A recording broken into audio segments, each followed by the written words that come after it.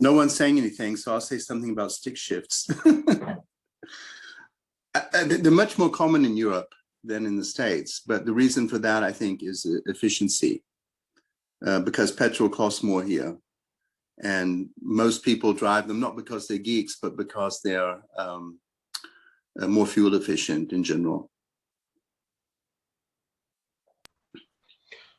I'll follow up on that, which is CPU cycles are now pretty cheap. And we must bless the geeks for making operating systems run quickly and reliably when they need to run quickly and reliably. But yesterday, I think it was, I was counting the size of files, and it took 30 seconds to count the size of all the files. And then I realized I wanted a cumulative total. So I had the sizes already on the screen, but I realized that I could just run the command again and ask for a cumulative total to be produced as well. So that's what I did. It was easier to ask the computer to perform several million calculations one more time than to copy and paste and sort of do that calculation some other way. So energy efficiency is really important, and the geek values do have a great deal of importance.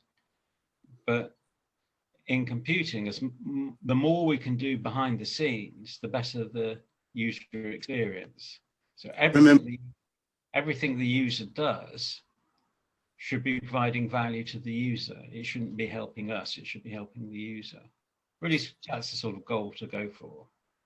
It must have been already 10 or 15 years ago. I remember reading one somewhere said, referring to web browsing, I've stopped using bookmarks. I just re-Google.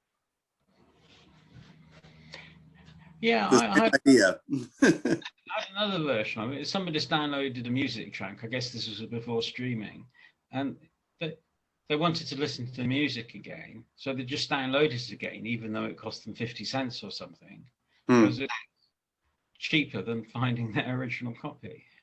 Yeah.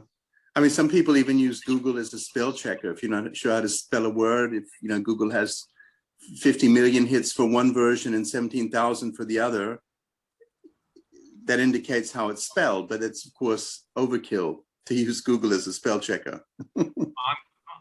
I'm one of those people, and it's just because I know how to Google and I don't have a spell checking gadget on the computer screen. That's actually a big issue, which is that somebody's coming to a computer and using something. Maybe they're familiar with certain pieces of software and they don't want to learn a new piece of software if they can use an existing piece of software, which I think is why so many things get done using spreadsheets, and it just sort of grows and grows and grows to a point where the spreadsheet is completely inappropriate, but the barrier to moving over to the new thing is quite hard. So, by the way, I have never used a bookmark in Google, in Chrome.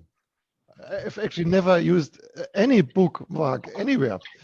I just go without. I also even surf incognito always.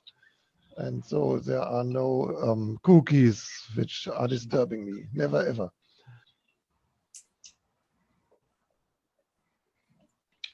Perhaps the real Luddites, do we all know what Luddites are? They're the people that smashed the new machinery that was destroying the traditional lives during the English Industrial Revolution.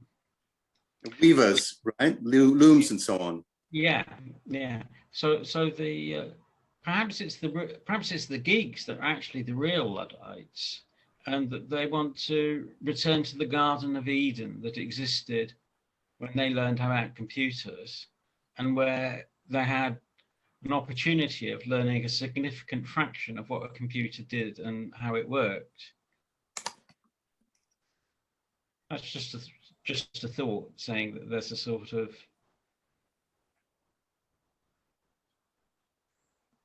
the geek attitude has got certain aspects to it. One of which is it's got qualities that are valuable and also difficult, depending on what the context is.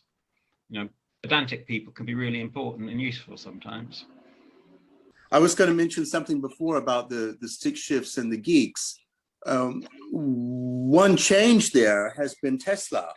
I would say that a fair number of geeks drive Teslas, but there's no stick shift in a Tesla because there's been a huge paradigm shift, but certainly a very geeky car.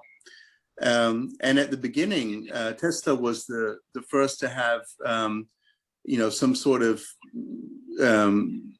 more or less highly developed charging system. And they said, you know, we're happy to make all our patents available to everyone free of charge so we can have a standard system.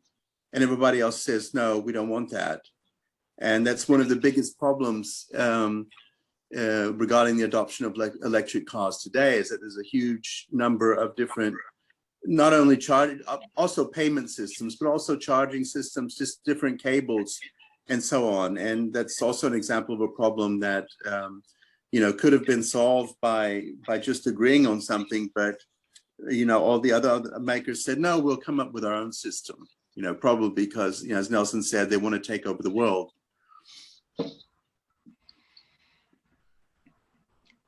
Perhaps a kind of version of it is not invented here.